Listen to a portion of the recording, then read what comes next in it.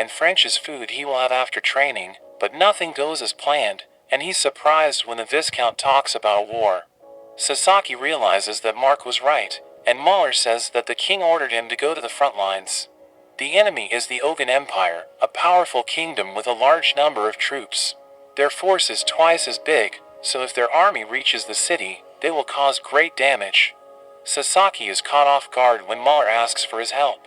He wonders how to refuse, since he prefers to stay away from wars and politics. He says that he's just a craftsman, so he doesn't think he can help.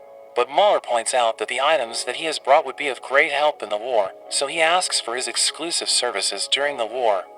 Mahler also points out how it takes 2 weeks by carriage to reach the front lines, so gathering and transporting the necessary items in a month would be impossible. He tried to negotiate with the city's companies, but there was an increase in food prices, so forcing the trade companies to help would be even worse for the economy than the war. Sasaki thinks about the Viscount's difficult position, since the king ordered him to build strongholds and feed the front lines. Since he's a noble serving the crown, he's forced to obey, or else he would lose his title. Sasaki thinks about what he should do, and asks him why he doesn't just leave the city and save his family. Mahler suddenly asks if he has ever heard of the Star Sage, and this surprises the duo, but Sasaki pretends that he hasn't. Mahler explains that their kingdom was a prosperous land, blessed with magical technology, but a group of nobles caused most of the mages to leave, except for an incredibly talented mage known as the Star Sage, who managed to maintain peace on his own. But that came to an end, when a faction of nobles resented him for the favor the king showed him, so they had him killed, and since then, the kingdom has been plagued by corruption and decline.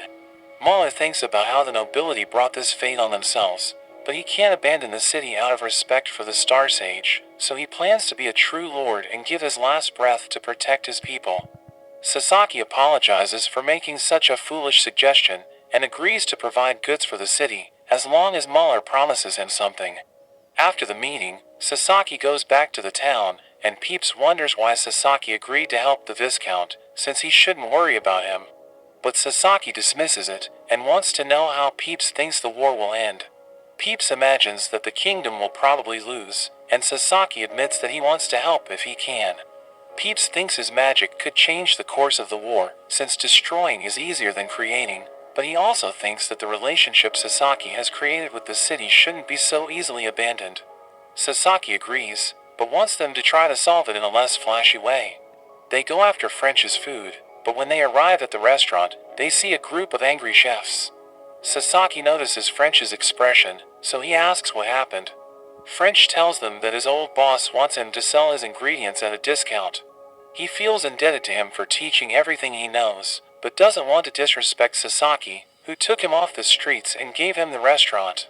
Sasaki understands the situation, so he asks him to let him know if this happens again, so that he can take countermeasures. French is afraid of bothering Sasaki, but he doesn't find it a bother, because he just wants to keep him and the restaurant safe. Sasaki starts to feel the effects of the war with the increase in food prices, so he decides he should take action soon. The two go to New Sonia to visit the Kepler Trading Company, one of the largest companies in the city. At the meeting with the company merchant, Sasaki delivers a list of all the desired items, but the man assumes that for a purchase on this scale, it means there's a war ahead, so he remembers the rumors he has heard about the lands to the south. Sasaki confesses that it's a request for a country at war, and the man doesn't seem to have any issue with it, but points out the challenges of transporting so much equipment. The man reminds Sasaki of a sales representative from a large company in his own world, so he decides to use his experience with them to close the deal. The merchant notes that Sasaki doesn't seem to be from this continent, but Sasaki thinks that people like him can move around more easily. Sasaki tells the man that where he comes from, they don't need status or reputation to gain the good faith of other merchants, but just the ability to make profit. The man seems satisfied with this answer, so he asks about the payment.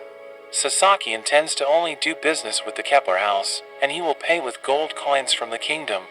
After the meeting, Mahler seems surprised that Sasaki managed to fill the warehouse so quickly. He doesn't know how to thank Sasaki, because the supplies will buy them time and help save thousands of lives. Sasaki is happy to be useful, when suddenly, the Count asks if he knows any teleportation spells like the Star Sage. Sasaki recalls how Peeps transported everything to the warehouse, but he draws attention to himself, asking the Lord to just keep it between them. Sasaki asks why they call the mage the Star Sage, so Muller says that it's because he knew more spells than the number of stars in the sky.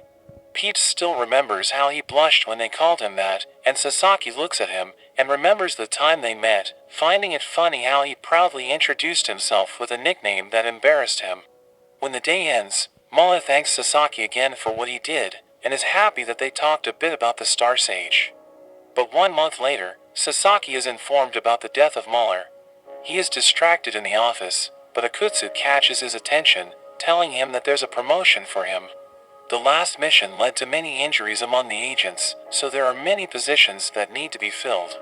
Akutsu hands him his inspector card, but Sasaki doesn't seem happy to be promoted. Akutsu shows him his next mission, which is to recruit psychics with Hashizaki. Sasaki doesn't want to work with her, but when Akutsu points out the dangers one might face against unregistered psychics, Sasaki remembers the last mission, and he ends up agreeing. On his way home, Sasaki hopes Peeps is feeling better about the death of the Viscount. Before entering, his neighbor calls him, offering him a shoulder massage, but it's a strange suggestion, so Sasaki refuses, but gives her some food he got on the way. He enters the house and notices Peeps quietly watching TV. The two sit down to eat together, and Sasaki asks if he was close to the Viscount. Peeps says he wouldn't use the word close, but they shared some drinks, and he's more shocked because he thought he would live longer than that. Sasaki asks if there are spells that can bring people back from the dead, but Peeps doesn't think it's possible. He asks if there's anything in the modern world that can do it, but Sasaki tells him that there isn't. Peeps reflects that participating in life means they must perish, and that everyone will meet this same fate. Sasaki offers to help if there is anything he can do, and Peeps thanks him for the gesture. Back in the other world, French reveals that Muller's death led many to leave the city, but suddenly, the conversation is interrupted by Mark, who informs Sasaki that Muller's butler wants to talk to them. They go to meet Sebastian, where he introduces them to Lady Elsa, the youngest daughter of Muller. The butler explains that there's a succession war between Maximilian and Kai, the two sons of Muller. Elsa thinks Kai is an idiot, and the family would be ruined if he takes over. Sebastian explains that Elsa is closer to Maximilian, and he asks that the Herman Trade Company take care of Elsa until the fight between our brothers is over. Mark is taken aback, but he agrees in the end. Sebastian also asks for some communication equipment from Sasaki. He finds Sebastian a bit suspicious, but decides to accept his request. However, at night, we see Sebastian making a call, talking about how the plan is going well. He explains that greedy nobles surround the two brothers, and now that Muller is gone, the spark between them is turning into a fire. Sasaki and Peeps dine with Elsa, and she praises their food. Sasaki thanks her, reflecting on how French did a great job, and Elsa is also impressed with Peeps, begging Sasaki to let her pet him. He agrees, and Peeps jumps to her hand. She starts petting his head, astonished by how pleasant it is, and Peeps seems to enjoy it too, making Sasaki jealous, but she accidentally hits his eye, making him scream, and Elsa is shocked, wondering if he just spoke. Sasaki tries to cover it up, but she insists he screamed. Mark suddenly appears, and he tells them to go back to the castle immediately. At the castle, Sebastian presents her brother's swords covered in blood, explaining that they were found in the forest. Elsa is shocked, and Sasaki asks what happened. Sebastian says they don't know, but the traces suggest that a brutal battle occurred, so they must fear the worst. Without her father and her brothers, he mentions that it's Elsa's duty to take over as the head of the family. Sasaki thinks that this isn't the right time, but Sebastian continues, saying that if she doesn't do it, the family will be dissolved. Elsa is nervous, but he explains she can just accept a name, while he takes care of the estate affairs until she marries. She feels pressured and accepts, as Sebastian swears to support her. Returning from the castle, they see a group of people evacuating. Mark explains that the king's forces were defeated at the front lines, so the citizens are seeking safer places, and attacks on neighboring regions had already begun. Mark decides to take refuge in the capital with Elsa for a while, so he asks Sasaki if he wants to join them, but Sasaki tells him not to worry about him. Mark feels bad for Elsa, because our first duty will be to abandon the lands our family has cared for generations. After that, Sasaki and Peeps watch the sunset.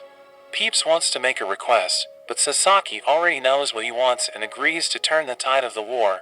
Peeps thanks him, and Sasaki asks if they should use teleportation. Peeps remembers they don't know the enemy's location, so he decides to use another method.